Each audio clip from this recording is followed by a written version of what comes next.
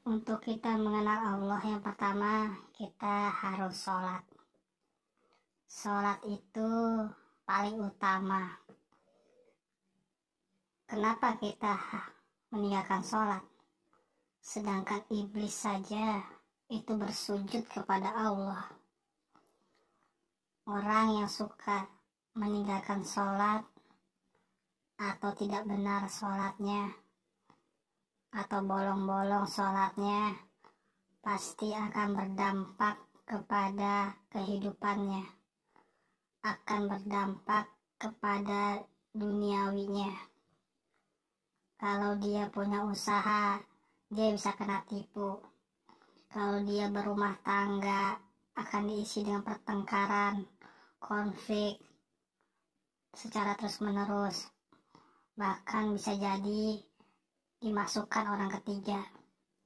Itu karena sholatnya tidak dijaga. Maka dari itu, sholat itu paling utama yang harus kita jaga. Kedua, kita harus menjaga silaturahim atau silaturahmi. Silaturahmi ini penting kita jaga. Jadi kita hidup bermasyarakat, hidup bertetangga, itu harus dijaga silaturahminya.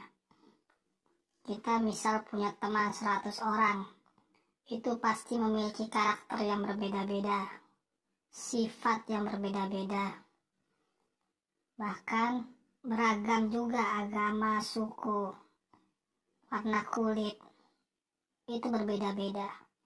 Itu harus kita jaga. Jangan sampai karena perbedaan itu membuat kita putus silaturahim. Kita harus menjaga itu. Kalau kita bisa menjaga sholat dan kita bisa menjaga silaturahim, maka kita akan bisa mengenal Allah Subhanahu wa Ta'ala. Kita bisa mengenal diri kita. Kalau kita bisa mengenal diri kita, kita akan mengenal Allah Subhanahu wa Ta'ala. Man arafa nafsahu faqad arafa rabbahu. Barang siapa yang mengenal dirinya, maka ia akan mengenal Tuhannya. Caranya tadi dengan sholat. Yang kedua, menjaga silaturahmi. Kalau beda-beda karakter, beda pemikiran, itu tidak perlu jadi putus silaturahmi. Kita harus saling memahami satu sama lain, harus saling mengenal satu sama lain. Itulah silaturahmi. Sholat itu bukan sekedar menyembah Allah, tapi kita juga berkomunikasi dengan Allah. Maka dari itu kita harus khusyuk. Ketika mulut bicara Bismillahirrahmanirrahim, pikiran dan hati juga harus mengucapkan Bismillahirrahmanirrahim. Itu yang paling penting. Jadi pikiran, ucapan dan hati harus sejalan. Begitu juga dengan silaturahim. Itu juga ada hakikatnya. Yaitu hakikatnya adalah ketersambungan antar organ tubuh. Jadi tubuh kita ini juga harus perlu ada silaturahimnya loh. Misalnya, pikiran bicara merah, mulut keluar merah, hati ya merah.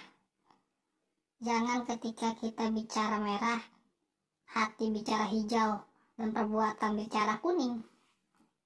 Nantinya di situ kita juga tidak bisa mewujudkan hakikat silaturahim. Jadi hakikat dari silaturahmi itu adalah pikiran, ucapan, hati, dan perbuatan itu sejalan. Banyak orang yang silaturahimnya rusak itu karena tidak sejalannya antara pikiran, ucapan, dan hati. Contohnya, nanti kalau saya jadi gubernur, saya tidak akan korupsi. Saya akan memperjuangkan keadilan untuk rakyat. Ternyata faktanya, tindakannya berbeda jauh. Nanti saya hutang, minggu depan saya bayar.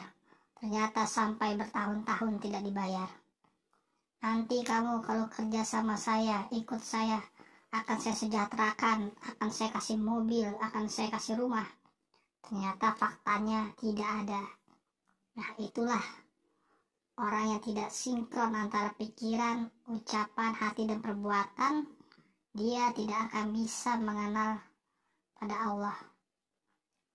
Begitu juga seorang ulama yang ketika tidak sesuai antara ucapan dan perbuatannya, itu juga tidak bisa membimbing kita kepada Allah. Kenapa? Misalnya seorang ulama menyuruh kita untuk bersedekah, tapi dia sendiri tidak bersedekah. Seorang ulama menyuruh kita agar tidak bakhil, harus bersikap sabar, tapi dia pelit, tapi dia sendiri yang bakhil, tapi dia sendiri yang pemarah. Nah, itu tidak sesuai dengan jalannya. Makanya tadilah kalau kita ingin mendekatkan diri pada Allah, ingin kita mengenal Allah, yang pertama sholat dijaga, yang kedua silaturahmi dijaga. Mungkin itu saja. Assalamualaikum warahmatullahi wabarakatuh.